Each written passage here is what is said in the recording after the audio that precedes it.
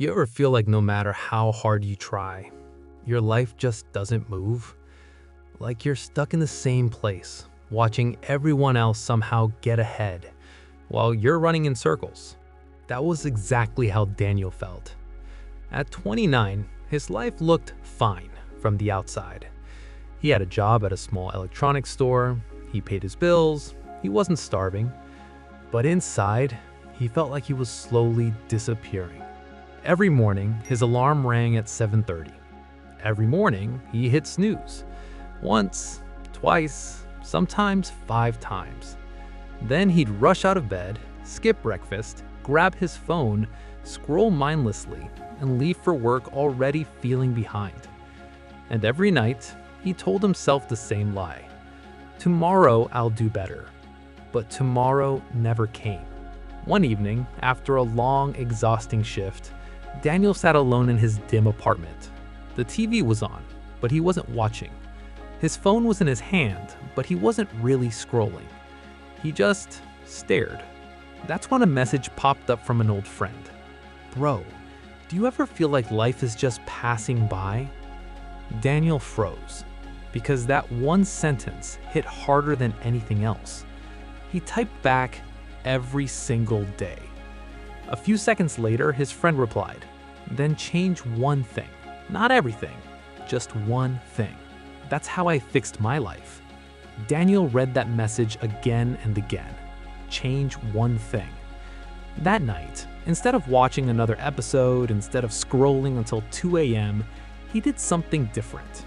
He set an alarm, 5 a.m. Not because he believed in it, not because he was motivated, but because he was tired of feeling stuck. The next morning, the alarm screamed, 5 a.m. His body felt heavy, his eyes burned, his mind instantly whispered, "This is stupid, go back to sleep." And honestly, he almost did. His hand even moved toward the snooze button.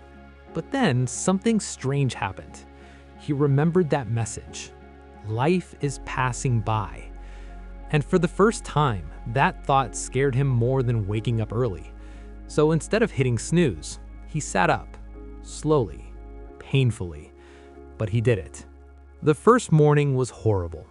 The second morning was worse. By day 3, his body was begging him to quit.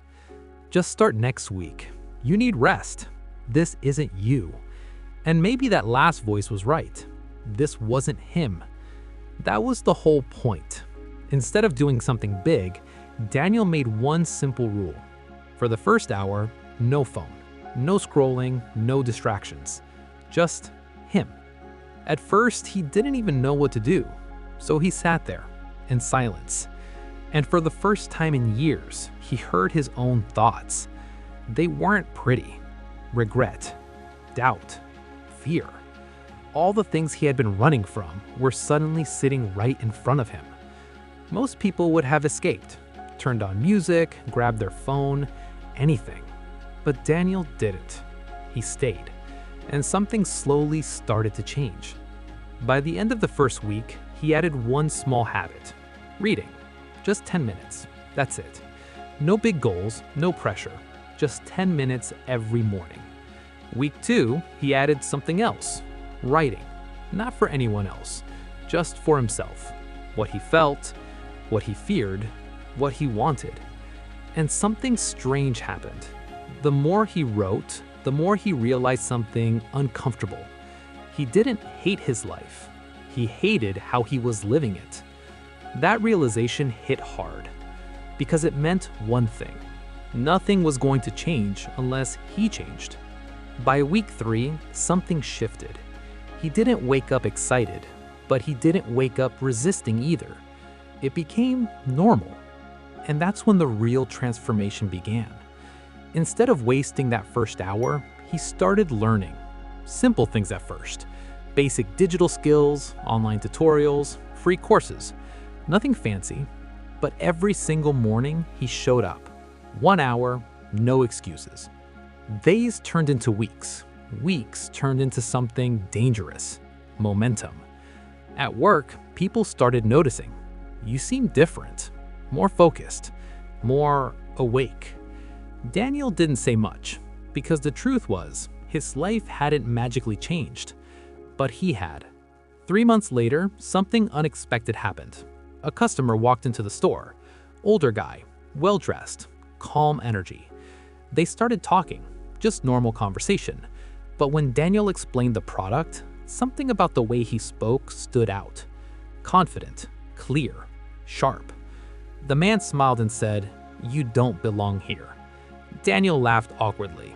"Yeah, I feel that too." The man handed him a card. "Come see me. I think you're wasting your potential." Daniel stared at the card long after the man left.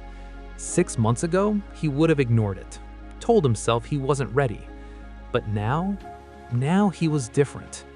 Not because of luck, not because of talent, because every single morning he proved to himself he could do hard things. The next day, he went. That meeting changed everything. It wasn't instant success. It wasn't easy, but it was a door, a real one. And this time, he walked through it. A year later, Daniel wasn't the same person.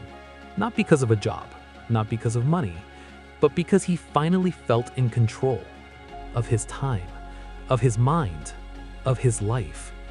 And if you asked him what changed everything, he wouldn't say the opportunity. He wouldn't say the skills. He'd say something much simpler. I stopped hitting snooze on my life. So here's the real question.